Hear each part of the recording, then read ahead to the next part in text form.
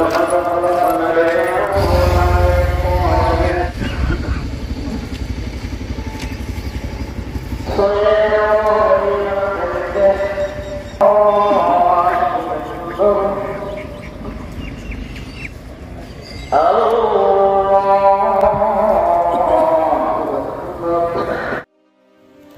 देश भर में एकता और भाईचारे का प्रतीक ईद त्योहार मनाया जा रहा है। लोग मस्जिदों में जाकर नमाज अता कर रहे हैं, साथ ही गले मिलकर एक दूसरे को बधाई भी दे रहे हैं। पूर्णिया में भी धूमधाम से भाईचारे के इस ईद के त्यौहार को मनाया गया। पूर्णिया के तमाम मस्जिदों में नमाज अता की गई। लोगों ने एक दूसरे को बधाइयाँ दी। पूर्णिया के छोटी मस्जिद के इमाम साहब ने भी भाईचारे के संदेश के साथ इस पर्व की खूबियाँ बताई। ये ईद तो रमज़ान के बाद आता है। पूरा रमज़ानुल मुबारक ये ईद की तैयारी का है और रमज़ानुल मुबारक ये मवासात, गमखारी, हमदर्दी, प्यार और मोहब्बत बिखेरने का महीना है और उसी के इजहार के लिए पूरे तौर पर अल्लाह ताला ने ये ईद और खुशी का मौका अता फरमाया है। इसमें सारे के सारे इंसान मिलजुल कर अल्लाह के सामने अल्लाह की इबादत करें और पूरी दुनिया में, पूरे मुल्क में अमन और शांति का पैगाम दें। ये इज्तिमाई नमाज, छोटे बड़े का इम्तियाज़, फ़र्क, अमीर गरीब किसी का फ़र्क नहीं, सब फ़र्क को मिटा करके अल्लाह के सामने झुकते हैं।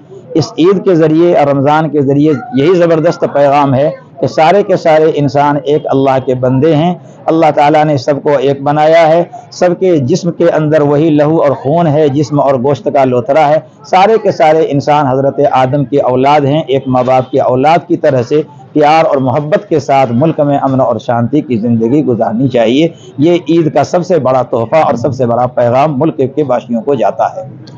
क्या परिचय? मैं मोहम्मद मुबारक हुसैन मिफ्ताही, इमाम छोटी मस्जिद लाइन बाज़ार पूर्णिया और इमाम हॉस्पिटल ईदगाह पूर्णिया। ईद के मौके पर सियासी रंग भी देखने को मिला। देश भर में जहां चुनावी सुरूर अपने सवाब पर है, तो ईद भी भला इससे अछूता कैसे रह सकता है। पूर्णिया के निर्दलीय उम्मीदवार पप्पू यादव ने भी ईद के मौके पर मस्जिद जाकर नमाजियों से मुलाकात की, जहां पर पप्पू यादव जिंदाबाद के खूब नारे भी लगे। सलामती का, खुशियों, मिल्लत का, किसी भी तरह के अभाव और डर में कोई ना रहे। जिंदगी हमेशा जीना चाहती है, अपने विचारों के साथ बढ़ना चाहती है, अपने अधिकार में किसी का दखल नहीं चाहती।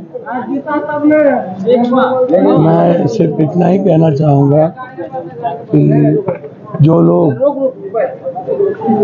भी लोग दुनिया में कोई भी व्यवस्था यदि किसी के विचारों का सम्मान नहीं करती है, किसी के अधिकारों में उसकी जिंदगी को नासूर बनाती है, हर तरह की व्यवस्था को नफरत का आधार बना ले और प्रेम की संरचना ही खत्म हो जाए। ये जो ईद है प्रेम की और दुनिया को एक खूबसूरत जीवन जीने की ताकत देता है। एक व्यक्ति के जीवन की खूबसूरती, जो पाक पवित्र महीना जो रमजान होता है और उसके बाद जो हम ईद में आते हैं, तो ये हम कल्याण के भाव में, विश्व कल्याण, मानव कल्याण और अल्लाह ताला पूरे परिवार, पूरे दुनिया को एक परिवार के रूप में, चाहे जो भी ईश्वर हो, अल्लाह हो, राम हो, रहीम हो, नानक हो, सूफी हो, कबीर हो, जो भी लोग इस दुनिया में, सबका एक ही परिवार है और कोई भी ईश्वर अल्लाह अपने परिवार की सलामती चाहता है, किसी भी तरह के संकट से बचाना चाहता है, किसी भी तरह के दुखों से दूर रखना चाहता है। मैं इतना ही जानता हूँ और जो भी राजनीतिक और सामाजिक व्यक्ति आज किसी के जज्बात के साथ खेल रहे हैं, पप्पू सोच रहा है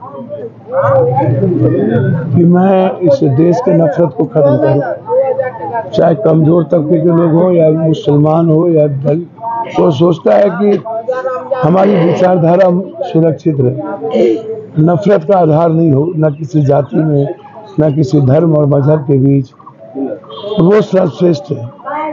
और जो लोग सिर्फ अपनी सियासत के लिए किसी के जज्बात के साथ खेल रहा है, वो सही नहीं है, वो ठीक नहीं है